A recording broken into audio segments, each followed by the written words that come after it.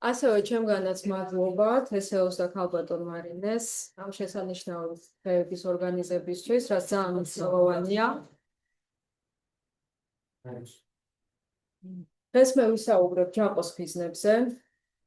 მიხეილ ჯავახიშვილის შემოქმედების უმთავრეს შედევრზე საუბარი თავისთავად ძალზე საფასუხისმგებლო, რთული და გარკვეული თვალსაზრისით მიუღწეველი აღმოცენაც კია. შესაბამისად, მოცემული ანალიზი წარმოადგენს ჯაყოს ხიზნებზე ფსიქოანალიტიკური რეფლექსიის მხოლოდ ნაწილობრივ მცდელობას. ჯაყოს ხიზნები თავისი კომპლექსური და მრავალშრიანი შინაარსით ინტერპრეტაციების უსაზღვრო არჩევანს გვიტოვებს. თუმცა ლიმიტაციებიდან გამომდინარე, ჩვენი ძირითადი ყურადღება უშუალოდ მთავარი გმირის თეიმურაზის პერსონაჟზე შეჩერდება. უფრო კონკრეტულად, ვეცდებით ფროიდიანული რაკურსით გავაშუქოთ, რატომ არის თეიმურაზი სწორედ ისეთი, როგორიც არის, რა შეიძლება ხდებოდეს მის ფსიქიკაში და არაცნობიერში.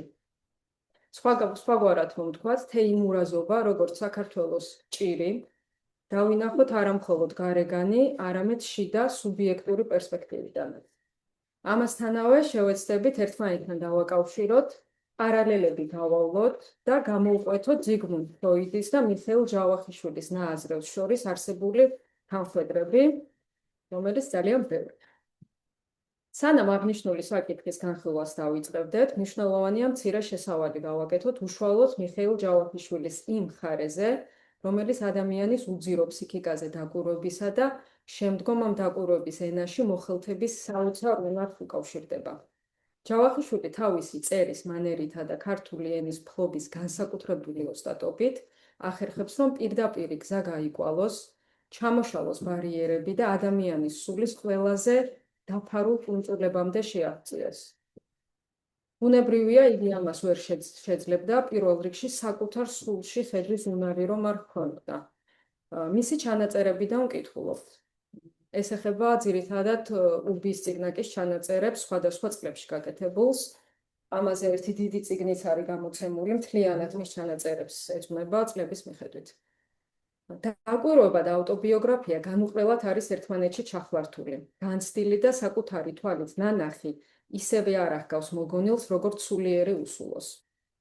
ისევ ჯავახიშვილი, ვინც მუდამ მიხედება თავის სულში, ის მუდამ ხედავს მხედს, ნანობს და თვითონვე აკრავს თავის ჯვარზე, სწულს, იგლიჯება და ჯვარცმულია.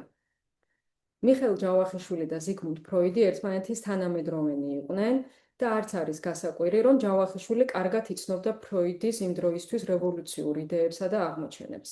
თუმცა ის თუ როგორ შეიგრძნობს საკუთარ თავში არაცნობიერის არსებობას, მისი დამოუკიდებელი აზროვნების სიღრმესა და მახვილ ინტუიციაზე მეტყველებს. ჯავახიშვილი, როდესაც საკუთარი მუშაობის სტილს აღწერს, წერს შემდეგს. ღამით დაწერის რითმი უფრო სწრაფია და მაღალი, მაგრამ ამავე დროს სახიფათოც არის და მავნებელიც. ზოგჯერ ღამე გამიტეხია, სამაგიეროდ მეორე დღეს აღარ ვარგებულ ვარ. გმირთა სახე ლოგინში ჩაკვება, ჯიჯგნის, გწურავს, გაწამებს. ტვინი მომართული საათივით მუშაობს, აღარ გემორჩილება. ვიღაც თუ რაღაც ტყვედ გიპყრობს და ცოცხივით დაგათრევს. ჯანსაღი შრომა მხოლოდ დღისით შეიძლება, ვინაიდან დღისით შენ თვითონ იმორჩილებ იმ ვიღაცას, შეცნობილს და მტკიცე ხელით მიყავს იგი, როგორც გამოცდილ მხედარს თავგამწევი ცხენი. ღამით კი აღვირი მიშვებულია და გიჟი ცხენი უგზო-უკვლოდ გაბორიალებს. ისევ ჯავახიშვილი თავის სტილზე. სანამ წერას შევიდგებოდე, ბინდბუნდად ვხედავ ამბავის ღერძს, თავარ იდეას და რამდენიმე გმირს. შემდეგ ეს ბინდი თანდათან იფანტება და ყველაფერს თანდათან ეფინება შუქი. ნივთი ხელშესახები ხდება, სახე მიახლოვდება, სურნელი მატულობს, თვალი უკეთ სჭრის და თითქოს ხუთივე გრძნობა იღიძებს, მახვილდება და გამალებით მუშაობს. სადღაა გეგმა და წინდაწინვე დალაგებული სქემა. გეგმა იმიტომ ინგრევა, რომ იგი მხოლოდ მშრალი გონების ნახელაურია. წერის დროს კი ურნი არიან, ძმანი არიან. გონება და გუმანი ყევარივით მუშაობენ ხელშაკიდებულნი და ორგანულად შედუღებულნი. მათ თავის გზით მიყავს მოთხრობა და წინანდელ გეგმისგან მხოლოდ მცირე ნაწილსაც ესრულობენ. როდესაც ჯავახიშვილს ვკითხულობთ, ალბათ ყველა გამეთანხმებით, რჩება შთაბეჭდილება, რომ ავტორი ერთი ამოსუნთქვის წერს, სიტყვების მდინარე უძალისხმელოდ მომდინება, მაგრამ ავტორის შემდეგი ჩანაწერი გვანახებს თუ როგორი შრომა და მიზანდასახულობა დგას ამ ყველაფრის მიღმა. ისევ მისი ჩანაწერი ვციტირებ. გარემოება მორჯერ გამარუსა და ისე დამაუწყა ქართული, რომ საყელპუროც ძლივს ღამ ესმოდა. მაგრამ როცა გადავწყვიტე მწერლობისთვის მომეკიდნა ხელი, ანუ ვიცით რომ მას ჰქონდა 13 წლიანი პაუზა მწერლობაში, ასე ვთქვათ. ქართულ წიგნს შევეკეთე. ზედიზედ 3 ზაფხული გავატარე ქართლში. ქართლი როგორც რაღაცა ქართული ენის ისეთი ადგილი. მივიწყებულიც აღვიდგინე და ახალიც მრავლად შევიძინე. ლექსიკონი, სასულიერო წიგნები და საერთოდ კლასიკოსები აიწინდი ყოველგვარი ხელობის და გამარჯვების. ლექსიკის მუდმივი გამდიდრება და თავდაპირველად სასაუბრო ხალხური ენის შესწავლა ის საძირკველია, ურომლისოდაც ვერავითარი სალიტერატურო ძეგლი ვერ შეიქმნის. მეცაც ვიტყვი, თუ საშინელი ნიჭის, თუ საშუალო ნიჭის ავტორმა ზედმიწევნით იცის ქართული, ის ქართულის უცოდინარს ძლიერ ნიჭიერ მწერალსაც აჯობებს.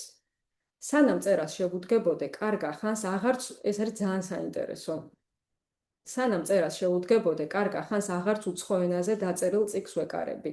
მიზანიც გასაგებია, ტვინის ენობრივი აპარატი სუფთა ქართულ მეტყველებაზე გადმომაქვს. ჯაყოს ხიზნებმა აუარებელი მკითხველიც გამიჩინა და დამაწყევალით. ზოგიერთებმა ისიც კი მითხრეს, თუ გინდა ძველებურად მიგიღოს და გულთბილად მოგეპყროთ, შენი შემოქმედებიდან ჯაყო ამოშალეო. ჯერ ერთი რუსებისა არ იყოს კალმით დაწერილს ნაჯახით ვერ ამოშლი. და მეორედ საკითხი მართლაც ასე რომ იყოს დაყენებული, მაშინ მე ყველაფერს დავთმობ, მაგრამ ჯაყოს და თეთრ საყელოს ვერავინ გამამეტებინებს. სამწუხაროდ არც არის გასაკვირი საზოგადოების მხრიდან მსგავსი აგრესია, მათ ხომ საკუთარი თავი დაინახეს თეიმურაში, ჯაყოში და მარგოში. ჯაყოს ხიზნები მართლაც უმძიმესი წასაკითხია უკლებრივ ყველასთვის. მეტიც ეს რომანის იმ ეპოქის ბოლშევიკური სისხლით არის დაწერილი და ამიტომაც განსაკუთრებული სისასტიკით გვიდებს თვალწინ ხელის გულზე გადაშლილ ქართულ ხასიათს. თუმცა ყველაზე ტრაგიკული ალბათ ის არის და დღევანდელობის გათვალისწინებით, რა თქმა უნდა, რომ თითქმის 100 წლის გასვლის შემდეგაც კვლავ მტკივნეულად აქტუალურია ჯაყო ჯივაშვილის ძალადობა და თეიმურას ხევისთავის უუნარობა, წინააღმდეგობა გაუწიოს მას და საკუთარი ღირსება დაიცვას. ჯაყოს ხიზნები 1924 წლის სექტემბერ-ოქტომბერში ვწერდი და ვგრძნობდი, რომ ჩემს გულს ცეცხლი ეკიდებოდა, ხოლო სული იმ დროის სისხლში მქონდა ამოვლებული. ჯაყო გმინვა ჩემი სულის. ახლა გადავალ უშუალოდ შინაარსზე.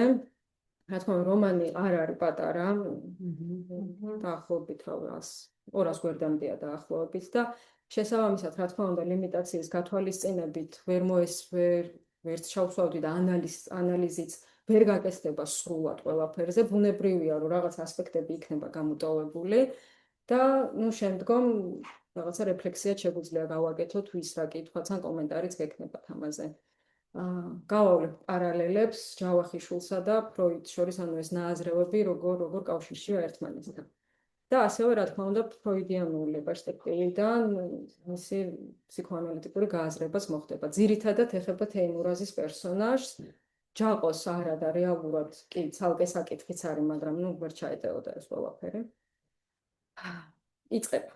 გამარჯვება ჯაყო, ნათლია კნას გახლავარ.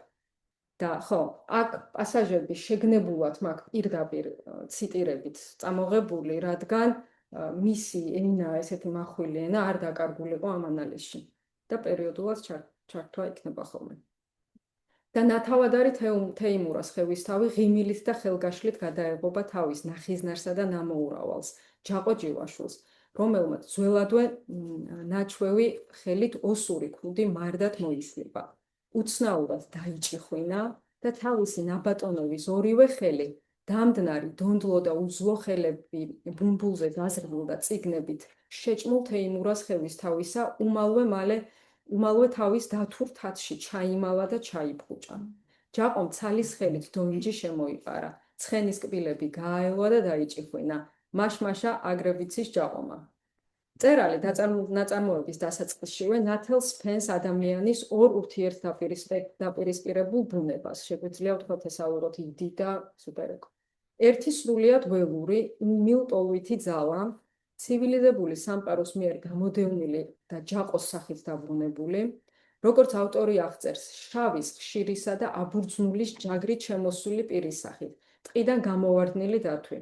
მეორე კი უმზეო ყვავილივით ნაზი და ლამაზი, ნატიფად ასხმული და ნაქანდაკევი, წიგნობრობით დაღლილი, დაშრეტილი, გამოწურული და დამდნარი ნაკაცარი. ვიღაცა მას ცოცხალი ენციკლოპედიას დაარქვა. თეიმურაზი არ პატრონობს მამაპაპის უქონებას, ფანტავს და ანიავებს. ეტს სახნავსათესის ხალხს ეკუთვნის, თავით დაანებე, ღალას ნუღარ გამოართმევ, ხალხი არ შეაცუხო, ბრძანების ნასვლად ჯაყოს კვლავ დარიგებით გაბერავდა. მერე მარჯვნივ და მარცხნივ ნასწავლის რჩევას უხვად გააბნევდა, გლეხებს 1000 იმედს მისცემდა, მიწების განაწილებას დაპირდებოდა და სვინდის დამშვიდებული ისევ თბილისისკენ მოეშურებოდა. სადაც მოუთმელად ელოდებოდნენ ჭლე გაზეთი, კოტრი კოოპერატივი, კაპრატივი როგორც ჯაყო იტყოდა, ძილმორეული კულტურული საზოგადოება, სახალხო სახლი, უფასო კურსები და 1000 უთაობოლო ჩხირკედელობა, ფუსფუსი, ჩურჩული, ლაყბობა და ენის მოსაფხანი ამბავი. ჯაყო კი ნაბიჯ-ნაბიჯ მოტყუებით ქურდავდა თავად თეიმურას. ითვისებდა საგვარეულო ქონებას. საგვარეულო, სადაც თეიმურაზი ხევისთავების ბოლო წარმომადგენელია. ნაცარს იყრიდა თვალებში, მარჯვენა ყურში შეუშვებდა და მარცხენა ყურიდან გააფრენდა მასთან მიტანილ სიმართლეს. არც ეცალა თეიმურას ჭორების გამოძიებისთვის. თეიმურაზი ერკვეოდა ყველაფერში. იქნება ეს გერმანელების დამკვიდრების საკითხი აფრიკაში, ინგლისის პოლიტიკა ეშმაკის კუნძულზე, ზანზიბარის სულთნის გარდაცვალების ამბები, რაიმე მეცნიერული გამოკვლევა თუ რომელიმე ქვეყნის რომელიმე მოღვაწის რომელიმე სიტყვის ახსნა განმარტება. თუ ვინმე გაბედავდა და თეიმურას კამაც აუტეხავდა, ქაღალდის ჩრჩილი მოპირდაპირეს უმალ ავტორებისა და ციტატების სეტყვით გააბრუებდა. ერთხელ კი თეიმურაზის მყუდრო ცხოვრებაში დიდი გაუგებრობა მოხდა. თეიმურაზმა მოულოდნელად ცოლი შეირთო. შეიძლება ითქვას, რომ თეიმურაზის შემთხვევაში ადგილი აქვს მოქმედებიდან აზრებამდე, აზროვნებამდე რეგრესიას, რასაც ფროიდი ობსესიურ ნევროზეს საუბრისას აღწერს. კერძოდ, ფსიქიკური ენერგია, რომელიც ქმედებაში უნდა რეალიზდებოდეს, უკან იხევს და აზრებში გადაინაცვლებს. თეიმურაზი აღარ მოქმედებს, არამედ ფიქრობს. ფროიდი ამ პროცესს ინფანტილურ სექსუალობას უკავშირებს. მის მიხედვით, დანახვისა და ცოდნის სურვილი ხშირად აკრძალულთან არის დაკავშირებული. ხოლო, როდესაც ეს ტოლვა განდევნას ექვემდებარება, იგი უკან ბრუნდება ისეთი ფორმით, რომელიც ქმედების ჩამნაცვლებლად იქცევა. ამგვარად, თვით აზროვნების პროცესი ხდება სექსუალიზირებული. კმაყოფილება, რომელსაც სუბიექტი აზროვნებითი შედეგის მიღწევისას განიცდის, აღიქმება როგორც სექსუალური კმაყოფილება. თეიმურაზიც მუდმივად ფიქრობს, აანალიზებს და მსჯელობს, ხოლო როდესაც მარგო გაზეთ ჟურნალებში ჩაწოლილ თეიმურას მიუждდებოდა ხოლმე და ბაასის გაბმას ხლამობდა, თეიმურას არ ეცალა. დაიცა მარგო, დამაცა, რა ვქნა, არამცალიან, მერმე მოვილაპარაკოთ. თეიმურაზი როგორც ობსესიური ნევროტიკი შეიძლება ითქვას, რომ ინჰიბირებულია. ფროიდი ინჰიბიციას განსაზღვრავს როგორც ეგოს ფუნქციურ შეზღუდვას, რაც განსაკუთრებით ხშირად პროფესიულ საქმიანობასა და აქტივობას უკავშირდება. ეგოს ეკრძალება მოქმედება და უკან იხევს, რადგან წარმატების შემთხვევაში სუპერეგოსთან შევა კონფლიქტში. ჯავახიშვილი შემდეგნაირად აღწერს თეიმურაზის გამუდმებით ერთ წრეზე ტრიალს, გადაწყვეტილებების გადადებას, საქმის გაჭიანურებას, პოპულისტური ენით პროკრასტინაცია შეიძლება ვუწოდოთ. პროკრასტინირებს თეიმურაზი. თეიმურაზის არებს ვექილის წარწერა ჰქონდა. 1000 ერთხელ ვინმე გზადაბნეული გაბრიყდებოდა და თეიმურას საქმეს ჩააბარებდა. მერმე ის საქმის პატრონი ნანობდა და თავში ხელს იცემდა. თეიმურაზი საქმეს ხალისით აიღებდა, მაგრამ ბოლომდე ვერასოდეს ვერ მიატანდა. ხან აზრს დროზე არ დასწერდა, ხან გასაჩივრების ვადას გადააცილებდა, ხან ნაკისრის საქმე სულ დაავიწყდებოდა, ხან კიდევ საქმის გარჩევას ვერ დაესწრებოდა, რადგან იმ დღეს ან გადაუდებელი საგაზეთო წერილი ჰქონდა დასაწერი, ან კრებაზე იყო წასასვლელი, ან კიდევ სასამართლოში მიმავალი, ქუჩაში ვინმეს წააწყდებოდა და ისე გაჰყვებოდა კამაცსა და მუსაიფში, რომ საქმესაც დაივიწყებდა და ოჯახში საღამოზე ძლივს დაბრუნდებოდა. ფროიდი ინჰიბიციას ფუნქციასთან აკავშირებს, რომლის დარღვევაც პროფესიულ საქმიანობასთან ერთად ხშირად სექსუალურ სფეროშიც ვლინდება. სექსუალური ფუნქციის სხვადასხვა სახის შეფერხებებსა და დარღვევებს იგი აერთიანებს ტერმინის ფსიქიკური იმპოტენციის ქვეშ. შეიძლება ითქვას, რომ ჯავახიშვილის თეიმურაზის ფსიქიკურ იმპოტენციაზე საუბრობს, რომელიც ერთი მხრივ გამოიხატება სიმბოლური მნიშვნელობით, როგორც აბსოლუტური ქმედი თუ უნარობა, ხოლო მეორე მხრივ პირდაპირი, ანუ სექსუალური მნიშვნელობით. მას არ შეუძლია მარგოს დაკმაყოფილება. როგორც ჯაყო იტყოდა, დედაკაცი ბაღი ხარ, თუ არ მორწყე გახმები. შედეგადაც ნამდვილი სიყვარულის უნახავმა მარგომ ბოლოს თავისი თავი დააჯერა, ვითომ ასეთი მჩატე სიყვარული და ასეთი უსისხლო ცოლ-ქმრობა ამ ქვეყნიური და ჩვეულებრივი მოვლენა ყოფილიყო. ხოლო ის გაგიჟება და ცაში ავარდნილი ბნება, რომელიც წიგნებში ჰქონდა წაკითხული, პოეტების მშვენიერი ნაჭორალი და მათი ადუღებული ტვინის ნაბოდვარი ეგონა. დააჯერა მარგომ თავისი თავი და ძლივს გააყუჩა მოუსვენარი გული, რომელიც ხანდახან ისევ უცნაურად კვნესოდა და გაუგებარს ბოდავდა. ისევ თავისას მოითხოვდა და ნისლოვან ლანდებს მისდევდა. თეიმურაზის ფსიქიკური იმპოტენციის ვარაუდს გარკვეულწილად მისი უშვილობაც ამყარებს. სურვილი ჰყავდეს შვილი, ვერ რეალიზდება აქტში. ცხადია, უშვილობა თავისთავად არ ნიშნავს იმპოტენციას და მკითხველმაც რა თქმა უნდა, ზუსტად არ იცის, რა ხდება უშუალოს თეიმურაზისა და მარგოს სქესობრივ ურთიერთობაში, თუმცა რომანის კონტექსტისა და განსაკუთრებით ფინალში პატარა ჯაყოს გამოჩენის გათვალისწინებით სავარაუდოა, რომ მიხეილ ჯავახიშვილი პირდაპირ ან ირიბად მიანიშნებს თეიმურაზის სექსუალურ იმპოტენციაზე. ფროიდის 1913 წელს გამოქვეყნებულ ტოტემი და ტაბუს ბოლო აბზაცებში ვკითხულობთ. ნევროზის დაავადებულის მოქმედებას რაღაც აბკოლებს, მასთან ქმედება აზრითაა ჩანაცვლებული. პრიმიტიული ადამიანი კი სრულიად დაუბრკოლებლად მოქმედებს. აზრს ის დაუფიქრებლად გადააქცევს მოქმედებად, მოქმედება ასე ვთქვათ, მისთვის აზრის შემცველია. ამიტომ ვფიქრობ, თუმცა საკუთარი შეხედულების უტყუარობაში დარწმუნებული არ ვარ, ეს ფროიდის სიტყვებია, რომ განხილულ შემთხვევას შეგვიძლია ეს სიტყვები მივუსადაგოთ. პირველთაგან იყო ქმედება, რომელიც ფროიდს მოყავს ფაუსტიდან. 1927 წლის ჯავახიშვილის ჩანაწერებზე კი ამას ვკითხულობთ. ჯაყო ველურია, პრიმიტივი, უზნეო, სამაგიეროდ ჯანსაღია. თეიმურაზი უკვე დეკადანსია, მომაკვდავი. რა სჯობია მდიდარი წარსული და საფლავში დგომა თუ უკულტურო ჯანმრთელობა. აი ესეთ რაღაცა დიდ კითხვას სვავს თვითონ ჯავახიშვილი 27 წელს.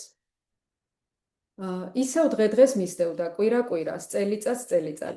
თეიმურაზი კი მუდმივ სასწაულს ელოდებოდა და სასწაულის მოლოდინში მამულის დაბრუნებისა და ხელახალ გამდიდრების იმედიანობაში ნელ-ნელა დაილივნენ და დაცარიელდნენ თეიმურაზის გულიც, იმედებიც, წიგნსაცავიც და ბინაც. არსენალად გადაქცეული ჯაყო თეიმურაზის მამულს გარს უვლიდა და ვითარცა უპატრონო ქონებისა და თავისი ნაოფლარის კანონიერი მემკვიდრე გააფთრებული გაჰკიოდა. ჩემია, ჯაყო დედას გიტირებდე, ვინც მოხვიდოდე. გვერდით ძმები და ბიძები ყავდა. ქეშელა, გიბა, ელა, მეშთა და ბრინგა. ისინიც ჯაყოს გაბერილ მადას იარაღით ადასტურებდნენ. მაშ-მაშა ყველაფერი ჩვენია, ჩვენი, დედას გიტირებდით, დედასა. მარგოს ხვეწნისა და წინააღმდეგობის მიუხედავად, თეიმურაზი ჯაყოს წინადადებას თანხმდება და საბოლოოდ თავადვე ეხიზნება საკუთარ ნახიზნარსა და ნამოურავალს. როდესაც მარგოს ჩასვლის დროს დგება, ჯაყო მას ნამოსხდის. შეუძლებელია მკითხველს მარგოს მიმართ თანაგრძნობა არ გაუჩნდეს. ისე აღწერს თეიმურაზი, რომ ჩდება თანაგრძნობა. ნაცემი, ნაბეგვი, დაძალებული და გაჭუჭყიანებული მარგარიტა ხევისთავი, ახდილ ნამუს, შელახულ პატივსა და გასრესილ თავმოყვარეობას ცხელის ცრემლით გლოვობდა, მოწამლულივით ბორგავდა, სიმწრისაგან იკლაკნებოდა და გულში იმუქრებოდა. წერალი გვანახებს თუ როგორ იტანჯებოდა მარგო. მეორე ჯერზე ის აღარ ჰკიოდა და აღარც იბრძოდა. აღარც ბრძოლის თავი ჰქონდა და არ ჩვევას ითხოვდა. ბავშვივით სტიროდა, სლუკუნებდა და გაუგებარს ლუღლუღებდა. დედაკაც ნერვიული სიცილი აუტყდა. ტირილი და კისკისი ერთმანეთში აურია, აძაგძაგდა და აიგრიხა. ბოლოს კი ჯაყო ახერხებს შეანგრიოს მარგოს განდევნილი ქალურობის კარი. ანადგურებს ყოველგვარ ბარიერს და ძალადობრივად ტეხს მას. იმ ჭალაში ლიახვის პირზე, ციტირებ, როცა ცამთვალი მოიფშუნდა და ფერი იცვალა, მიძინებულმა მარგომაც პირველად გამოიღვიძა. გაკვირვებით თვალი გაახილა და ხარბად დასუსტა ცხოვრების ერთ საუნჯეს, რომელიც ამ ქვეყნად არც კი ეგულებოდა, რაც უნდილმა და ჭიანაჭამმა თეიმურაზმა თავის უმის უნებით 10 წელიწადში ვერ გაუთქო მარგოს, ტყიდან გამოვარდნილმა ნადირმა ჩაკირულმა ჯაყომ 10 წუთში აუდუღა და აუჩქროლა. აქაც ხედავთ, რამდენად ღრმად ესმის ჯავახიშვილს ფაულის სექსუალობის შესახებ. მარგოს პერსონაჟთან დაკავშირებით კითხველს ხდება შთაბეჭდილება, რომ მიუხედავად ყველაფრისა, ავტორი თითქოს ადამიანურად თანაუგრძნობს მას. ამავე დროს ჩანს, რომ ესმის თუ რა ხდება მარგოს თავს. ჯავახიშვილის 1924 წლის უბის წიგნაკის ჩანაწერებში ვკითხულობთ. სქესობრივი ინსტინქტი ზვავივით მოდის. კანონის სინდისის ზრდილობა შიში ყოველივეს დამპალ ჩითივით ხევს. ასევე მის 1924 წლის ჩანაწერებში, ანუ როდესაც ის ჯაყოს ხიზნების წერის პროცესში იყო, ანუ 24-ში დაწერა და 25-ში გამოიცა, ვიცით, ინიშნავს ვიყიდო ფრეიდის ფსიქოსექსუალობა.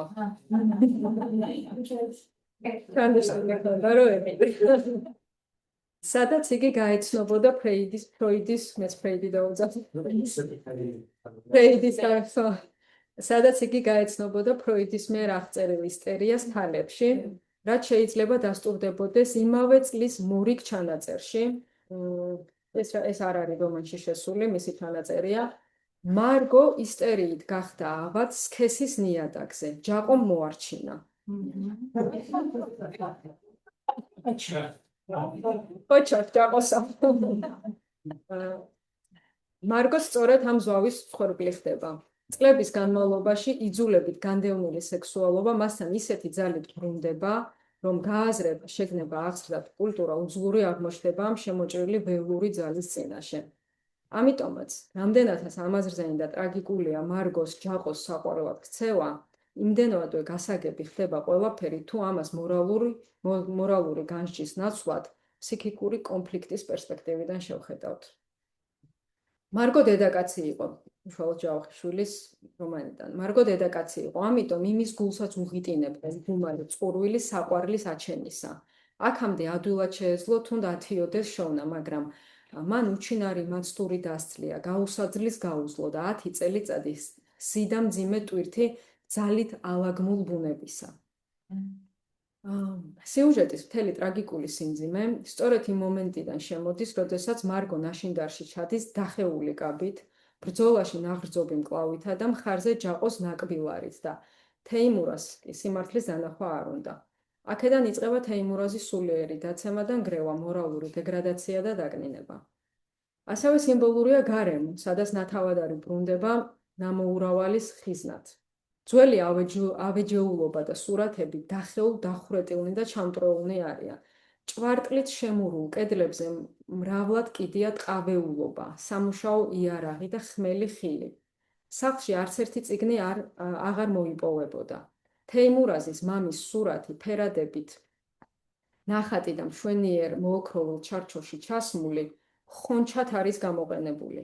ხატები და უძველეს წიგნების ტდები წნილების და ყველის ქილებისთვის დაუხურავთ.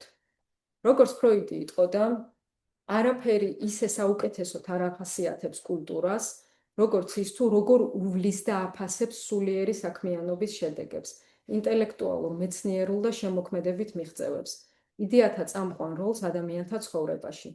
სილამაზე, სისუფთავე და წესრიგი კულტურის მოთხოვნებში განსაკუთრებულ ადგილს იკავებს.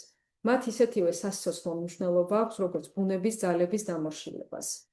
ნაშინდარში კი ფეხქვეშაა გათელილი თეიმურაზის წინაპრების მიერ შექმნილი კულტურა და ცივილიზაცია. როგორც ავტორი იტყოდა, პიტეკანტროპოსის მინამგვანი, პირუტყუით ბნელი და უმეცარი, მიუვალ მთებში და უღრან ტყეში გაზრდილი, ბნელ ხეობიდან გამოვარდნილი ჯაყოს მიერ არის წაბილწული ყველაფერი, კულტურა ფეხქვეშ არის გათელილი.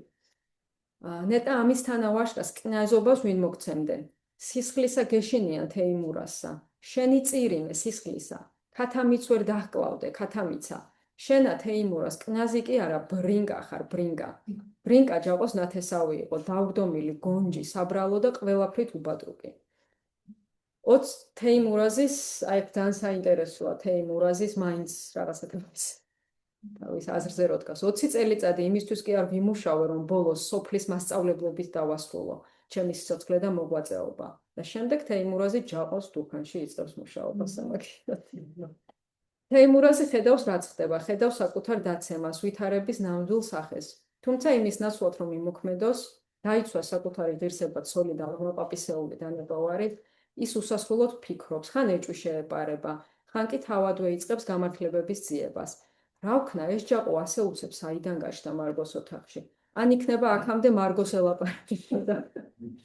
ერთი წუთის შემდეგ თეიმურაზმა ეს ამბავი დაივიწყა, ხოლო 5-10 წუთის შემდეგ ტკბილი ღვინო ამოუშვა. შემდეგ ისევ იაზრებს სიტუაციის სიმყრალეს. რუსთაველის პროსპექტიდან ამ ორღობის ბოლომდე, საზოგადო საქმის მეთაურიდან თავის ნამოჯამაგირევ ჯაყოს დახლიდარობამდე. თუმცა ეს ცოდნა ვერაფერ შეეხმარება, მეტიც. ტრაგედია ზუსტად იმაში მდგომარეობს, რომ მას შეუძლია ყველაფრის გააზრება და ამასთანავე სრულიად უზღურია მოქმედებისთვის. გამძვინვარებული შინაგანი კონფლიქტის ფონზე, წკისერზე ჩამოკიდებული ძაღლის ლეში უფრო დამძიმდა და უარესად აღროვდა. ივანემ ყველაფერის თქვა. მხოლოდ მარგოს სახელი არ ახსენა. თეიმურაზი აქამდე ბრმა იყო. ეხლა კი თვალის ბინდი გაეფანტა და თვალწინ მზაკრობისა და ორპირობის, ვერაგობისა და ღალატის საზარელი სურათი გაეშალა. ეს არის მანამდე პერიოდი, როცა ივანესთან საუბარში ივანე მიახვედრებს, რო ეუბნება, რომ ჯაყოს ეხლა თავადით მოყვანა უნდაო ცოლად. ჯერ არ არის შესწრებული. თეიმურაზმა მოგონების ბასრი და სისხლიანი მახვილი უფრო ღრმად ჩაირჭო გულში და ულმობლად დაიტრიალა. განა მარგომ ცხადად არ დაუმტკიცა თავის ქმარს ცოლის ერთგულება, მეგობრის მოვალეობა, უსაზღვრო მოთმინება და საარაკო გამძლეობა. ახლა კი თეიმურას ეს ერთადერთი მეგობარიც უნდა ჩამოაშორონ. ეს თეიმურაზის ფიქრებია. და თეიმურაზმა ანაზდეულად იგრძნო თავზარდამცემი შიში ბავშვისა, რომელიც დედამ უცხო და ბნელ ქვეყანაში თავის კაბის კალთას მოაშორა და მარტოდ დასტოვა. იგრძნო ასეთი შიში თეიმურაზმა და აჟრჟოლდა, დაიბნა და არც უყდა. როგორც უპატრონოდ მიგდებული ბავშვი დარბის ჩაბნელებულ ქალაქში და თრთოლვარე ხმით გაჰკივის, დედა, დედილო, სადახარ დედილო, თეიმურაზის ასე ეულად იჯდა გორის ციხის კედელზე და იძახდა. მარგო, ჩემო მარგუში, ჩემო მარგარიტავ, ჩემო მარგალიტო, მომწყინდა უშენობა, დავიტანჯე უშენოდ. აი აქ უკვე ჯავახიშვილსაც ზუსტად ეს არის ის ნაწილი, ანუ ვიცით, რომ ჯავახიშვილი არის ურწმუნო და ავტორს უკვე შემოაქვს მისი რწმენის საკითხი. რწმენას ეძებს თეიმურას ხევისთავი, ეძებს ღმერთს ან სატანას, ზეციურს ან ქვეყნიურს, სულის სიბნელეს ისევ ისჯობია, რომ გულში შავი ქვა ედოს. ურწმუნო სულის ტარება და ცარიელის გულით სიარული აღარ შეუძლიან არა. იმ საშინელ ღამის შემდეგ, როცა ივანემ თვალი აუხილა, თეიმურას პატარა სახარება თან დააქვს ჯიბით. მალვით კითხულობს, ეს არის მნიშვნელოვანი და მალვით კითხულობს ღვთის სიტყვას თეიმურას ხევისთავი. თითქოს სასირცხვილო საქმეს ჩადის და დღის ნათელსერიდება. ერთი შეხედვით, მკითხველმა შეიძლება იფიქროს, რომ რწმენასთან დაბრუნება თეიმურაზის ერთადერთი ნათელი წერტილია. ცოტა შეიძლება სადავო იყოს ეს საკითხები, თუმცა რა თქმა უნდა ინტერპრეტაციების მრავალი შესაძლებლობა. ერთი შეხედვით მკითხველმა შეიძლება იფიქროს, რომ რწმენასთან დაბრუნება თეიმურაზის ერთადერთი ნათელი წერტილია მის თავზე დამტყდარი მოვლენების საპასუხოდ. თუმცა მიხეილ ჯავახიშვილი საპირისპირო ინტერპრეტაციის შესაძლებლობასაც გვიტოვებს. თეიმურაზის მიერ ღმერთის ძიება შესაძლოა მისი უკიდურესი ინფანტილიზმის გამოვლინებად მიიღოთ.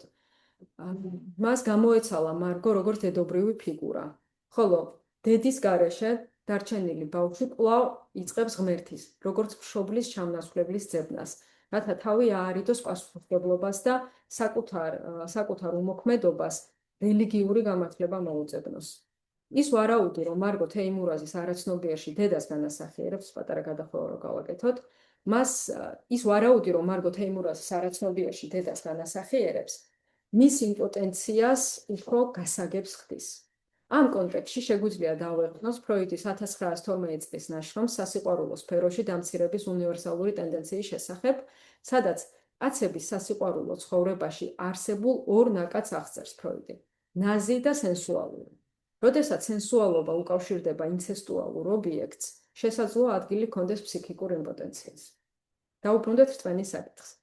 ფროიდი ერთი ილუზიის მომავალში 1927 წელს აღნიშნავს, რომ უმწეობის განცდა ყოველთვის შენარჩუნებული რჩება ადამიანში, რაც მამის მონატრებას და ღმერთების საჭიროებას წარმოქმნის. ღმერთებს კვლავ სამი ამოცანა აქვს შესასრულებელი: დააძლევინოს ადამიანს ბუნების შიში, შეაგუოს ბედისწერის სისასტიკეს, რომელიც მას პირველ რიგში სიკვდილის სახით ევლინება და აუნაზღაუროს ტანჯვა და დანაკლისი, რომელსაც მას კულტურა ადამიანებთან თანაცხოვრებით განაცდევინებს. რამოდენიმე წლის შემდეგ კი 1930 წელს კულტურით უკმაყოფილებაში წერს: რელიგიური მოთხოვნილების სათავე ბავშვური უმწეობა და მასთან დაკავშირებული მამისკენ ლტოლვაა. ეს გრძნობა ბავშვობაში ჩნდება და შიში, რომელსაც ადამიანი ბედისწერის ყოვლისშემძლეობის წინაშე განიცდის, სულიერ ცხოვრებაში მისი შენარჩუნების პირობაა.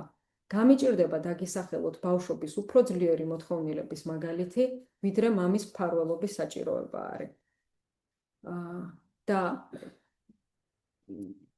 სავარაუდოა, რომ ჯავახიშვილიც ზუსტად ასე ინტერპრეტირებს თეიმურაზის ამ ღმერთის წმენის გაჩენის სურვილს. თეიმურაზ ხელისთავი გრძნობდა, ეს უკვე ციტირებ ჯავახიშვილს, თეიმურაზ ხელისთავი გრძნობდა, რომ იმის ნაგვენ გულში სული წმინდა ჩაფრინდა, ან თვითონ თეიმურაზი მოსწყდა ცოდულ ქვეყანას და მისვდა ზეციერ მამას, რომელსაც კარგახანს ეძებდა და მოუწოდებდა. საკითხს კიდევ უფრო კომპლექსურად რომ შევხედოთ, გავიხსენოთ ფროიდის სიტყვები ერთი ილუზიის მომავლიდან. რელიგია შეგვიძლია კაცობრიობის აკვიატებულ ნევროზად ჩავთვალოთ, რომლის საფუძველიც ინფანტილური ნევროზის მსგავსად ოიდიპოსის კომპლექსი, ანუ მამასთან ამბივალენტური დამოკიდებულებაა. ჯავახიშვილი აქაც გვიტოვებს შემდეგი ინტერპრეტაციის არსებობის შესაძლებლობას. თეიმურაზთან მწვავედ დგას ოიდიპოსის კომპლექსის საკითხი. ის არ არის მამამისთან, ავთანდილ ხელისთავთან იდენტიფიცირებული. მამა, რომელიც ქმნიდა, იცავდა და უვლიდა საგვარეულო საგანძურს. თეიმურაზი ვერ იკავებს ფალიკურ ადგილს, ვერ იბარებს მამის მემკვიდრეობას. ამ სიტყვის ფართო გაგებით. ამის მაგივრად თეიმურაზი დედაზეა მიჯაჭვული, მაგრამ როდესაც დედა იკარგება, მამას, ანუ ღმერთს უთმობს საშველად. თეიმურაზმა იმ დღეს სულის სიცხე გაინელა, ოდესღაც მორღვეული რწმენა გაიმთელა. ნაგვემ კისრიდან ძაღლის ძორი ჩამოიხსნა და წაბილწულ გულიდან ყარტლი ამოირეცხა. აღარც მყრალი ლეშის სუნი ესმის თეიმურას. ის დღეს თითქო განათლდა და ქვეყანას გამხიარულდა. მაგრამ ეს ბედნიერება ძალზე ხანმოკლე აღმოჩნდა, ვიცით, თეიმურაზი რეალობას პირდაპირ შუბლით ასკდება, შიშველ მარგოსა და ჯაყოს წაასწრებს. მეორე დღეს მე მგონი როგორც მახსოვს. გორში აშენებულს ქრისტიანულ ხუხულასაც, ეს უკვე ჯავახიშვილი, გორში აშენებულ ქრისტიანულ ხუხულასაც უჩინარმა ბედმა თითი წაკრა და ისე დააბნია, რომ გუშინდელ მორწმუნე თეიმურას იმ ნაცოდულა რწმენისა ეხლა ერთი ნაპერწკალიც აღარ ახსოვს. კმარა აღარ ძალუს თეიმურას მარად ამ ბნელ ორმოში ჩასვლა და ჩაძირვა. სჯობს 2 წუთში გათავდეს ყველაფერი. უაზრო წარსული, ჩხამიანი აწმყოს, ბნელი მომავალის და ძაღლის ლეშიც. ყრალია ძაღლის მძორიც, რომელმაც ლამის გაგგუდოს ხელისთავიც და ის ხეობაც. ეყოფა თეიმურას გოლგოთის აღმართი, ეყოფა. ეს არის ალბათ რომანის ყველაზე რთული და კომპლექსური ადგილი, სადაც ჯავახიშვილს მისეული თხრობის უნარით და ენის გამოყენების ოსტატობით უკვე მოხერხებული აქვს, რომ მკითხველმა შვება იგრძნოს თეიმურაზის თვითმკვლელობაში. მხოლოდ მერე შემოდის საღი აზრი, რომ სუიციდი არ არის გამოსავალი, თუმცა პირველი ფიქრი უკვე გაფიქრებულია. შემდგომში განვითარებული მოვლენები კი უარესად გულის გამოწვევლებელი და ტრაგიკულია. რა იცის ივანემ, რა ჯოჯოხეთი ტრიალებს თეიმურაზის სულში, რა იცის ივანემ, რომ თეიმურაზის ენა წასვლაზე ხპედობს, გული კი უკვნეს ის, ნაშინდარს ებღაუჭება და გահკივის. არა, აქედან ვერ საწავალ, მარგოს ვერ მოვშორდები. თუნდ ფეხქვეშ გამიგდოს, თუნდ ფურთხივით გამგლისოს და მონად გამიხადოს. მაინც ვერ მოვშორდები ჩემს მარგოს, ჩემს მარგუშის, ჩემს მარგალის, ჩემს ერთადერთ ღმერთსა და ბატონს. ყველაფერთან ერთად ერთი შეხედვით თეიმურაზის უმოქმედობა შეიძლება დაუბრალოთ მის მაღალგანვითარებულ მორალს, როგორც ავტორი იტყოდა, კრავივით, უმანკო და მტრედივით უცოდველ ნაკაცარს, ქათმის დაკვაც არ შეუძლია, თუმცა თუ უფრო ღრმად შევეხებით, შესაძლოა მასში მორალური მაზოხიზმის დავინახოთ. თუ ფროიდს დავესესხებით ნაშრომიდან მაზოხიზმის ეკონომიური პრობლემა, თეიმურაზის არაცნობიერი ბრალის განცდა მოითხოვს სასჯელს მშობლიური ძალის მხრიდან. მორალური მაზოხიზმის მეშვეობით მორალი ხელახლა სექსუალიზირდება. ოიდიპოსის კომპლექსი აღდგება და გაიხსნება რეგრესული გზა მორალიდან უკან ოიდიპოსის კომპლექსამდე. ეს არც მორალის სასარგებლოდ სრულდება და არც ინდივიდისთვის. მისი მორალური ცნობიერების დიდი ნაწილი შესაძლოა სწორედ მაზოხიზმის სასარგებლოთაც დაიკარგოს. ფროიდის სიტყვები მშობლიური წარმომადგენლის მხრიდან დასჯის გამოსაწვევად, მაზოხისტი იძულებულია იმოქმედოს საწინააღმდეგოდ იმისა, რაც მისთვის შესაფერისია. იმუშაოს საკუთარი ინტერესის წინააღმდეგ, გაანადგუროს რეალურ სამყაროში მის წინაშე არსებული შესაძლებლობები და შესაძლოა მთლიანად გააქროს საკუთარი რეალური არსებობაც. სხვა სიტყვებით, თეიმურაზი იკავებს ფემინურ, პასიურ პოზიციას და ტანჯვა ხდება ერთგვარი ტკბობის წყაროც. და ბოლოს, ცეცხლთან ელის ნაცხოვი და მისი მოლოდინი იმ ცეცხლზე უფრო მწვავეა. კიდობნიდან ძველ ხატს ამოიღებს, იმ ხატს კუთხეში დაასვენებს. სანთელს აუნთებს და პირქვე დაემხობა. კვლავ გარეთ გაიხედავს ნუგეშისცემული თეიმურაზი. ისევ ასვეტილა ბნელ სივრცეში ბნელი კოშკი. იმ კოშკიდან კვლავ მოსჩანს იმედის სანთელი. ისევ მობრუნდება თეიმურას ხევისთავი და გულშვებით გაიღიმებს. აღარსაც ჩანან ძაღლის ბრძოლები. აღარც მათი სუნი მოსდის იმედნაკრავ ნაკაცარს. ისევ ელის ნაქმრევი ნაცოვარს. ისევ დაყუდებულ შიომღვიმელივით იცდის თეიმურას ხევისთავი.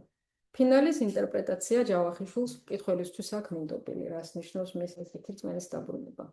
ეს იყო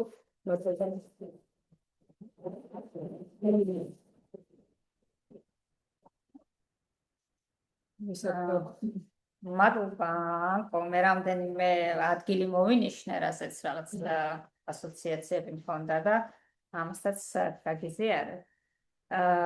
ის ვინც სულ შეიხედებაო თავიდან რომ წერს ამობის წიგნაში ის მხედრებასო იქო ჩემი აზრით ამ ჯაყოში მაქსიმალურად არის გადმოცემული. ის ვინც საკუთარ სულ შეიხედება ის ხედავს მხედრსო რომ ამბობს ჯავახიშვილი თავის წიგნში ჩემი აზრით ამ მხედრის ინკარნაცია ასე ვთქვათ ჯაყოში მაქსიმალურად მოახდინა საკუთარი რაღაც არაცნობიერი ტენდენციების გაცნობიერებით ან ფინალიზით იყო დაკავებული შეიძლება ითქვას კი და აი ამ ღამით მუშაობაზე რომ წერს რომ აღვირი ახსნილი აქ ამ დროს ფიქრებს რომ უცბად ესე ტოლსტოის აქვს ამაზად ნათქვამი ამაზეც როგორც ჩაწერლები ამას დაკურებულები არიან დიდი მწერლები რომ მეორე დღეს რომ წაიკითხა გადაიკითხა ეს ანა კარენინა თქვა რომ მე რა უქნია ამ თავს გაგვერვებულ რა უქნია ამ თავს და მე მენიშნა ჩვენ გარკვეული პერიოდი ერთად ვიმუშავეთ ამკოსთან ერთად ჯგუფში გალაქტიონზე და ურთიერთობაზე ამ ცოლქმრის ურთიერთობაზე და აი აქ მარკოსის სტერილობა მენიშნა ძალიან იმით რომ მიდის და სულ რაღაცას ითხოვს რომ ყურადღება მომაქცია მაგაზეთებს ცოტა ხნით მოწვი ეს მოთხოვნა ისტერიული კალის მხრიდან რომ სიყვარულის მოთხოვნა ანუ დაუყებელი და ეს მამაკაცი ამ შემთხვევაში ობსესიური სტრუქტურით რომელიც თავისთავად არის და არ სჭირდება სხვა არ სჭირდება ეს ყურადღება მიაქციოს და ამით ეს უნაყოფო კაცია ფაქტიურად, ხო, თეიმურაზი, იმიტომ რომ არაფერს არ ხნის და ფაქტიურად აი მისი ეს უნაყოფობა და უმოქმედობა ფაქტიურად ხიზნად აქცევს ადამიანს ამ სამყაროში. ის რომ ჩვენ აქც არ ვახორციელებთ და ამ შემთხვევაში როცა გარკვეულ აქც არ ვახორციელებთ და მხოლოდ ფიქრობთ, რა შეიძლება გავაკეთოთ ან საერთოდ არც ვიაზრებთ მას თავისთავად ცუდი და დეგრადაცია თავისით ხდება ამ დროს და კარგის მოხდენას გარკვეული ძალისხმევა სჭირდება და ძალისხმევას თეიმურაზი სავარაუდოდ იმიტომ არ აკეთებს რომ ეს არის მისი როგორც ობსესიური სტრუქტურის რეაქციული ფორმაცია რომ გარდა იმისა რომ რეალობისგან გაქცევას იყენებს მალფრუსტრირებულ მოვლენას როცა ხდება ან რაციონალიზაციით, ანუ დამცავი მექანიზმები მასი ან რაციონალიზაციით ხსნის, ან უბრალოდ გაუგის, იგნორირებას უკეთებს რეალობას და ღმერთს რომ შეეკეთლება იმ მომენტში, ჩემი აზრით, ამ პირადი ნევროზისგან თავისუფლდება და უკვე შეუძლია დაფიქრდეს რაღაცეებზე და მე რაც მენიშნა ეს უცოდველი კრავივით რო არის და მტრედი და ასე შემდეგ სავარაუდოდ ობსესიურს რაც ახასიათებს რომ შინაგანი აგრესია და რეაქციული ფორმა აქვს დიდი შინაგანი აგრესია და სიძულვი ზოგადად გარშემო სამყაროს მიმართ ადამიანების მიმართ და ამის რეაქციული ფორმაცია მისი რომ ყველას მიმართ ამდენად კეთილი არის და გამწმობი არის სანამ არ შეეჯახა სახეში რეალობა ცხვირი არ წაიტეხა პირდაპირ და ამან რა თქმა უნდა შეუწყო ხელი ეპოქა ამ შემთხვევაში ეს რო არ მომხდარიყო ასე დატანჯავდა ის ფაქტიურად მარგოსაც და ყველა გარშემოყოფსაც ამით გარკვეულწილად შურსაც ზიობს ალბათ ამ ადამიანებს ამ უკიდეგანო ხო სინამდვილეში ხო სადღაც შეიძლება ითქვას რომ აი ამ ყველაფრით ჩუმი მოზალადეა.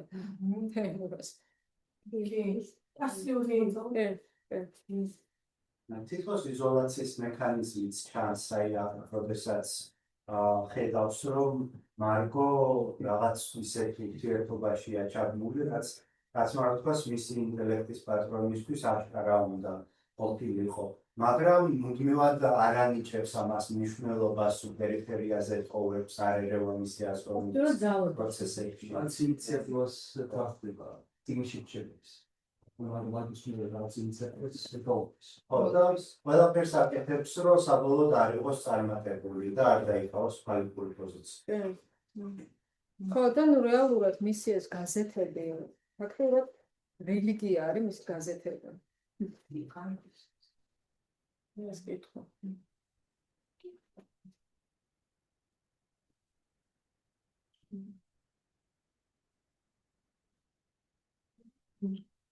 ამაჟეროს დემონსტრაცია არა ორიზუნებას მოგვაქვს თასა სულწმის მაგალითს ჩაიჭერეთ. აი, მივეძიასწრები ჩაუყროთ.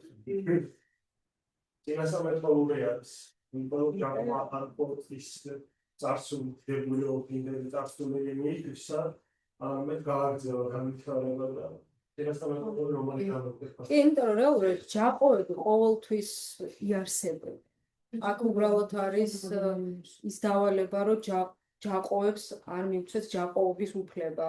ნაყოფიერი ნიადაგი. ნაყოფიერი ნიადაგი რო იარსებებს და ну თუ ეხა პირდაპირ გეოპოლიტიკურ სიტუაციას შევხედავთ ეს საინტერესო ხაროთი როცა ეიმროსი რელიგიაში ჩუმაც ბიბლიას კითხულობს რომ მოეჭვით საერთოდ ესეთი კითხვა ჩანს რომ მისი ესეთი მაზოხიზმი საერთოდ რამდენად არის ნევროტიკის მაზოხიზმი რომ ლიმიტოა ეს მაზოხიზმი იმდენად რომ კითხველში საერთოდ ამ ნაწარმოებს ახასიათებს მგონის რომ ყველას მიმართ იშლება სიცოცხლე. ჯაკობო თავის თავად საზიზარიებას რაღაც მომენტში ვიპრობ რომ ჯაკო მაგალითად ჯერ რაღაცადაც არის ჯაკოს ჯაკოს ენერგია ვარ დააფასო შეიძლება მისი სუგილის ძალა წაივი სადაც ესეთი უსახურებს აღნიშნავს რომ ეს არ არის რომ ჯაკოს ყველაფერი მიეცა ხელის გულზე ან კაცი ჭამია მაგრამ მოხრებული და იცის ბოლომდე, ხო? და პოლიტიკური ფიგურას არის ჩამოთ, მოხრობილიც მოდის და ასე ვქია, როგორც ნამდვილ საქმეებო საქმეს უშუალოდ გადახდის თუ შეიძლება ხო, იძახიან რომ ჯაკოს სახელი ჯუღაშვილის ეს არის. ხო, შეიძლება. ეს არსებობს ეს მოსაზრება. ჯაკო არის დესიმბოლიზაციის მანქანა, ანუ ყველაფერს რაღაც სიმბოლური, მაღალი სიმბოლური ეფექტურობა სოხელის დერგს აფარებს თავს ესოს რაღაცი მთლიანად კონგრევს ესთეტიკას ყველაფერს მორაც საბჭოთა ხელისუფლებამ გააკეთა ყველას ერთენის კანონდა ხელოვნების არავითარი საბჭოთა საბჭოთა ხელოვნების ეკономიში იყო ტუალეტზე რომ იყო პატარა ბავშვის რაღაცა ეს იყო ყველაზე ძვირფასი და ამიტომ ჯაკვამზე ეს არის რომ ის აბსოლუტურად ჰომოგენეიზაცია საქმეს რეალობის მაგრამ აი თეიმურაზის საკითხი ძალიან ფორტულია ვთქვათ. გაცილებით ჯაყოს უფრო ჩანს რაც ხო, ჯაყო იმიტომ რომ მე ვფიქრობ რომ საერთოდ აი ეს დედის საკითხი თეიმურაზთან ძალიან მნიშვნელოვანია. იმიტომ რომ ცდილობს ეს არის მიახლოებით დედის იდეალი როგორი შეიძლება იყოს ჭკვიანი, განათლებული, პატიოსანი, კარგი ბიჭი.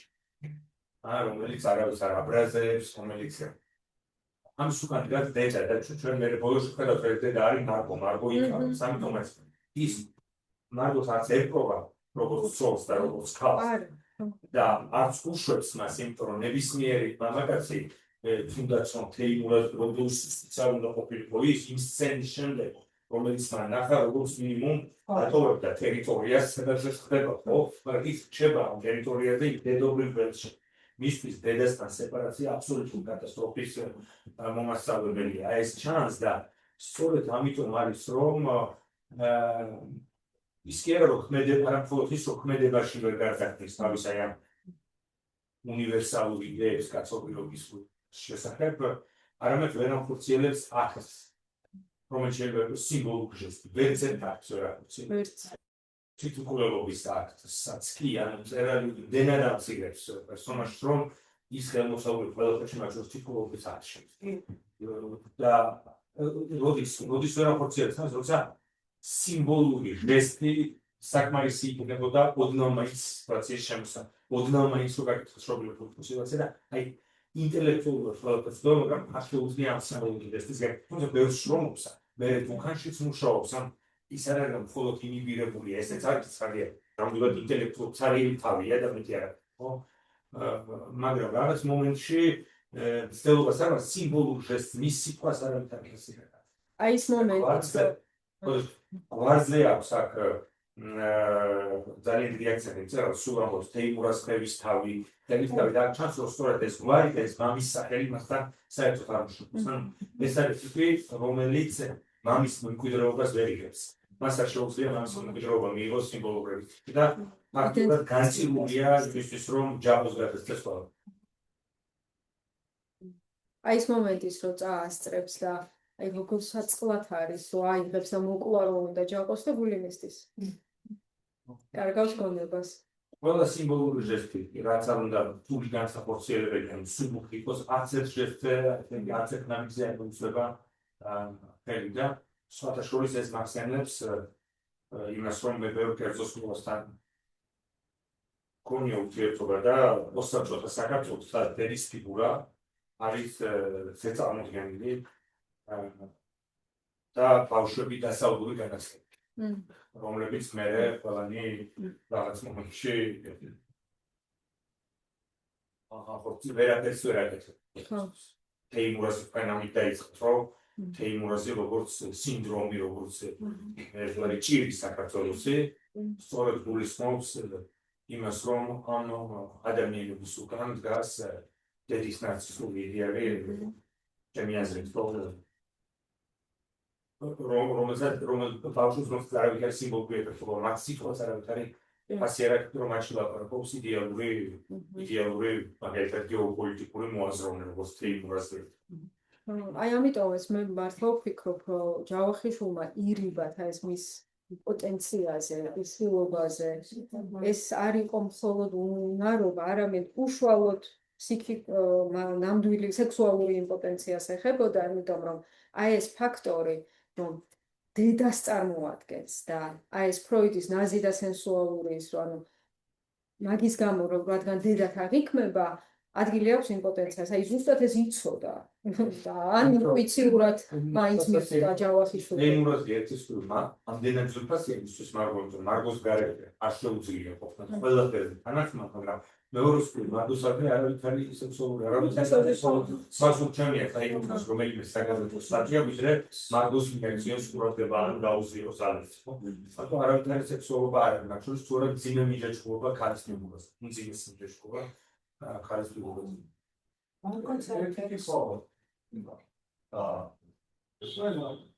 მე ვერ გავიქცია მე ხარ აი ეს ასოციაციურად დამოუკიდე ეს ხო ეს მოვესწრე შეიძლება არა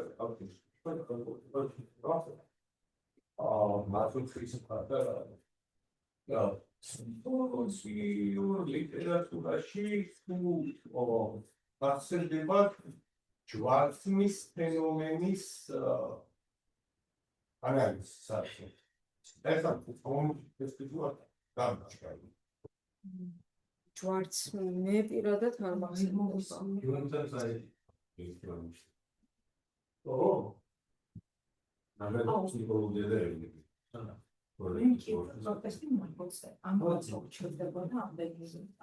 ხედავთ ამ ყველაფრისა, მაგალო ისე რომ მიგეკიმოთ აგზავნებდა პირობებს და ცხოვრებას ისე რომ კი აწუხებდა, მაგრამ არც ის არ მოხმეხებს. და აი ბავშვი პირველად რო წავკითხე, იქიდან მოყოლებული მქონდა ეგ აგრესია, აი რატო? მე ხო შეძლო. ჯაყოსთან და ძალიანაც კარგად. ანუ რატო არ თავიდანვე რატო არ ვთხრათ რას არა, რატო არ გასცილდა, ანუ დასულიყო, ანუ რაღაცა რეაქცია ქონოდა სიტუაციის გვერდით ამდენი წელი. ეს რეალურად მორალური შეფასებაა, ხო და ეს ლოგიკურად შევხედავ კი, მაგრამ აქ ხომ მთელი შინაარსი ის არის, რომ აი როგორი შინაგანი კონფლიქტის წინაშე დგას მარგო. ერთი მხრივ თავისი ზნეობა და მორალი და მეორე აქეთ სექსუალობა და მაგას ვერ ერევა და ამ კუთხით თუ შევხედავთ, ამით თითქოს მართლდება მარგოს მორალის გარშე. მორალს ყოფათ, მარგოს პერსონაჟი ძალიან ინტელექტუალია ხავს ამ ნაწარმოებს ერთი მსხვერპლი არის კულტურა როგორც ასეთი რომელიც ჩაყვანა ფილმებს ასე აქტიურად და მეორე მსხვერპლი არის მარგო იმიტომ რომ საბოლოოდ ვით მთავრდება ნაწარმოები მე მგონი მარგო ომრებს კიდევს ათრევინებს სიცოცხლეს გვერდით არავინ დაუდგება იმ სოციო ხო, ანუ რა ხდება რომ ეს აქტიც გაუპატიურების აქტია ფაქტურად. მართალია იქ არის რაღაცა სექსუალური ნების მარგოს მხრიდან რაღაცა იღვიწებს მარგოში, მაგრამ საბოლოო ჯამში მარგოს პიროვნების ღრმა დეგრადაციის ფასი. ხო და აი აქაც ჯავახიშვილი, აი ეგეც არის სიმბოლური. სამჯერ რატო აუპატიურებს ჯაყოს? სამჯერ აი ეს რაც აღნიშნეთ თქვენ. იმიტომ რომ ალბათ გაუპატიურება რო არ მომხდარიყო, მარგო არ აიზიარებდა, არ არჩებოდა თავის. ერთხელ რომ მომხდარიყო, შეიძლება არ ემუშავა ამას, ორჯერ და მესამეზე აღწერს, რომ უკვე რაღაცა იგრძნო მარგომა. ძალიან ისეთი ტირანული ძალადობა არის ეს, რომ აი შეანგრევს ბოლომდე იმ ყველა რაღაცა ზნეობრივ თავდაცვით. ხო, ანუ ჯაყო ყველაფრის ზნეობრივი მორალური ყველა ფიგურასთან დესტრუქცია. დამანგრეველი ყველაფრის ხო. ეს ალითას ყოველთვის ფაქტურად მიახლოებით ისე როგორც 1992 წლებიდან შენდება საქართველოში მაგალითად ეკლესიით, ხო? აი ხლა მე რომ მოვყვე ერთი მაგალითი, ჩაყოს მაგალითი ფაქტურად ერთ-ერთი სოფელი საქართველოში, რომელიც არ არის იმ ადგილიდან შორს, სადაც ჩვენ ვმყოფ. ჩემ ბავშვობაში დედულეთი უახლებს და ესე იგი არის ძვლის ეკლესია, ღვთისმშობლის სახელობის ეკლესია 200 წლის წინ სამაჩაბლოდან ჩამოსული ქართველების მიერ 20 საუკუნის წინ აშენებდა. ამ ეკლესიას პატარა ეკლესია ძალიან, ამ 4 პატარა იქნება. უნდა ორი სარკმელი, ну ეს კომუნისტების დროს იყო გამოყენებული სალოთავოდ, ქალები თექსტარიელებდნენ, ან სასიდნო, ყველა სპირიტუალური გეტყვი და მოძობა და ასე. მაგრამ ყოველ შემთხვევაში ამ ეკლესიაში იყო დარჩენილი ძველი ფრესკი. ერთ-ერთი ფრესკა იყო, ჩემ ბავშვობაში ძალიან შეგაგონებული ვიყავი, რომ 60-ის და ძალიან ხშირად არის გამოხატული ხოლმე ეს კათოლიკურსაც და მათ შორის სვეტიცხოვლის სახის და ბევრგან შეიძლება ნახოთ 60 და ჯოჯოხეთი, ხო? ჯოჯოხეთი და შიშლები, რომლებიც სამჟავროს და ვიგიანციაში და ანანუში არის კიდევ ძალიან ხო? ეს სამ ეპიზოდს მოვყვები და თუ შეიძლება რომ ჯაყო დავინახოთ სადმე. მოვიდა ახალი მამაო ამ ეკლესიაში. ხო, ამ ეკლესიას კიდევ ჰქონდა ორი სარკმელი, როგორც ვთქვით, და კიდევ ძველი ქვის საფლავები და არა ის რაც მე საბჭოთა კავშირის დროს შემოვიდა, რაღაცა განშტოებები სადაც მე იქ იყო. ხო, ანუ ქვის საფლავები თავისი ძველი ქართული დაწესებულია. ესე იგი ძალიან აგვაგანებელია მოკლედ ვიტყვი რა. იმიტომ რომ არასდროს არ მისწრობს და არ შემიძლია პროდუქტი. ანუ მოვიდა ერთ-ერთი მამა რელთან მოსასწავლად. მიახლოვებით ჯავახის მსგავსი სიტუაცია, რომ ჯავახსაც ყავს მეგობრები და მარჯვენა ნახევარი და ყველა ეხმარება მას ძირი. ძლიერი სოციალურადაც მოძლიერები თავისი პლანი აქვს და ხო ეს პლანი შეესია ეკლესიას და პირველი რაც გააკეთეს თქვენს რომ ეს პრესმენკო არაგანონებოდა გადადეს და მოიყვანს ვინმე ხაზარი რომელსაც რაღაცა ანიმესავით და რაღაცები ძალიან სასაცილოა. ამან ესე იგი ეს შიდა მხარე მეორე რაც გააკეთეს მაშინ იყო რომ ამ ეკლესიასო ფანჯრები საქმელი უпростоრად დიდი იუდეებისგან ეს არ არის ძველი ეკლესია ორსაუკეთეს თუ არა არაკანონიკური იყო აღმოსავლეთისკენ თუ დასავლეთისკენ დახვდეს და ამოაშენეს თუ წარმოიდგინეთ ამოგრისეს ტრიალად ერთადერთი წყარო სინათლის რომელიც შედიოდა ეკლესიაში დღეს ხო იმ ეკლესიაში რო შეხედეთ კარი დახუროთ აბსოლუტურად უკონიკური სიგნალი ეს საფლავები იმისთვის რომ მე დაერწყეთ დიდი გალავანი ეს საფლავები ამოიხეს ამოთხარეს ერთი დიდი საფლავი ეს ძვლები ჩაყარეს არაქესი გადაუხადეს და დაარდეს თვითონ გაკარეს ეს ხდება მეგობრებით 2003-2005 წლებში ამის შემდეგ ამ ეკლესიას დაეპატრონა მეორე გამბაროსი მეორე ჩაყ მოვიდა მას უკვე გასანადგურებელი ფაქტურად არაფერი აღარ დარჩა პირველმა ყველანაირი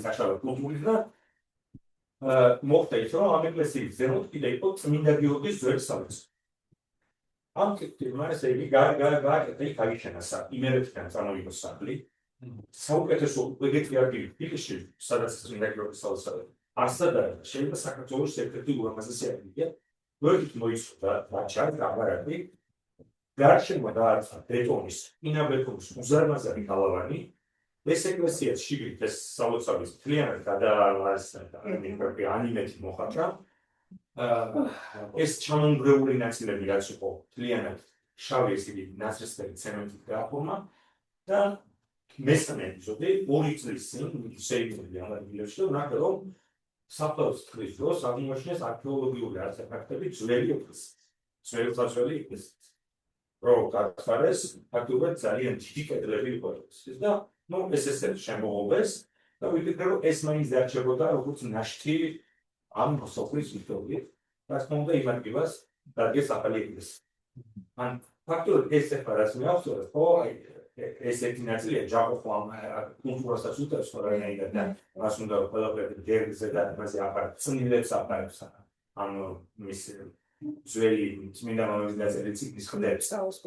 ფაქტობრივად მთელი ბოლო 30 წელია საქართველოში ამ მიმართულებით მიდის ჩვენი სულიერება თუ შეგვიძლია ისე როგორც ესე აი ეს ხო რეალური ამბავია ჯავახიშვილი ბერია აპირებდა რომ მეტეხის ეკლესია გაენადგურებინა და ნუ რაღაცა გუნდი მივიდნენ წერდების და ჯავახიშვილმა უთხრა რომ ანუ შეაჩვენა რეალურად ბერია რომ ესო კულტურული ძეგლი არისო და ამასო ევროპელებიო იმას იზავდნენ შარჩოებში და ყველაფერში ჩასვავდნენო და რეალურად გადარჩა მაგრამ ყველა რაღაცა დოკუმენტო ამ გადმოცემაში და ფილმში ეგ არის რომ ბერიას ჩარჩენილი ქონდა ჯავახიშვილისგან ის რომ როგორ ადრა და მისი უცხოდინრობაზე გაუსვა ხაზი და ესეც ითვლება ერთ-ერთ ისეთ მიზეზად რის გამოც მე დავწერ ფაქტობრივად ბერიას ბინა და ჯავახიშვილი ერთმანეთს უყურებდნენ და უყურავთ არაბებს საფათიშა ბერიამ ჩაისწრა და ჯავახიშვილმა თორე არ მაგივი შეიძლება რომ სულთქა და ხვირწინ სულ არაბებს უფარებთ თურმე ბერიას ესეთი პროტესტი ქონდა. და სხვათა შორის ეკლესია იყო თბილისში ორგანიზაციის ორგანოზე ვანას. სოფური ეკლესია იყო და რემოსტები დაანებია. სკოლა შეიძლება სამი.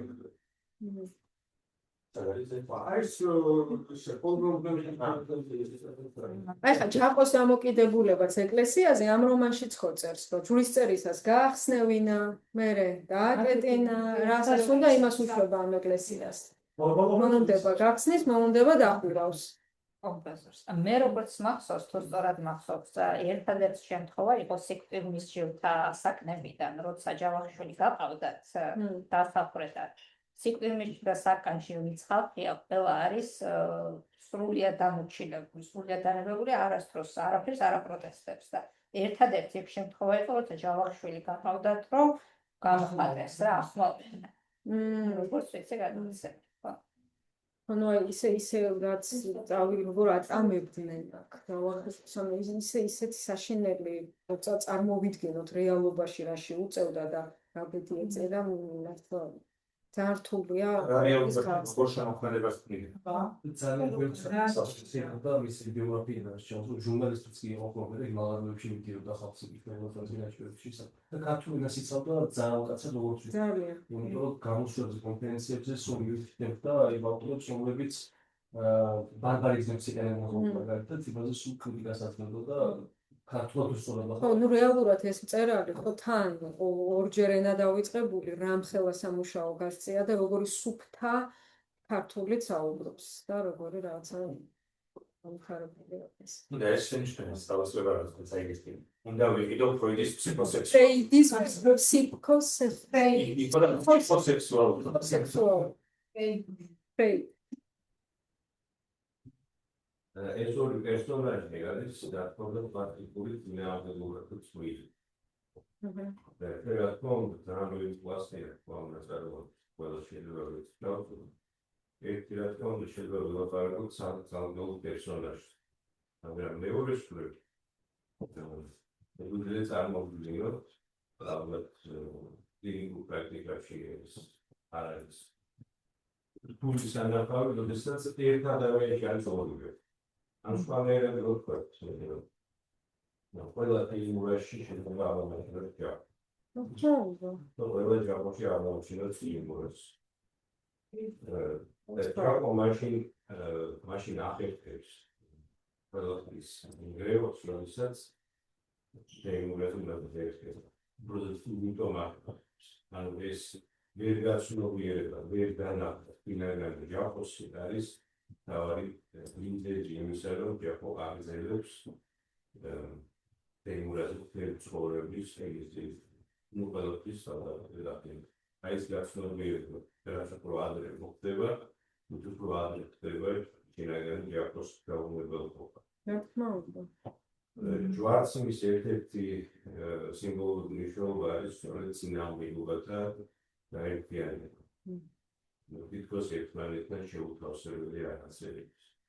ამ თვალსაზრისით შეიძლება პერსპექტივაში ჰეპი-ენდიან და ნაწარმოები შეიძლება ყოფილიყო იდეაში განაკვად რეულად საკუთარი ჯახოს. თუმცა ალბათ ვიზიონერულია ეს ნაწარმოები, იმიტომ რომ 100 წლის მანძილზე ზოგადად ალბათ ჩვენი ბედით რომ ეს პროცესი რა ხდება, რომ შემთხვევაში გაცნობიერების პროცესი გადაიღება.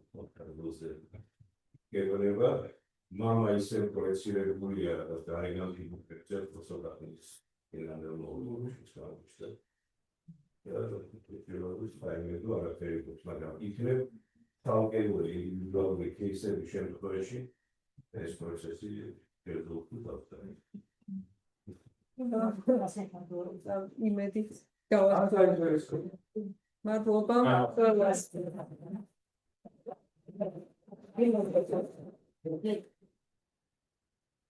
სერიოზული ყოველს საზოგადოების Brexit-ის სპექტრი.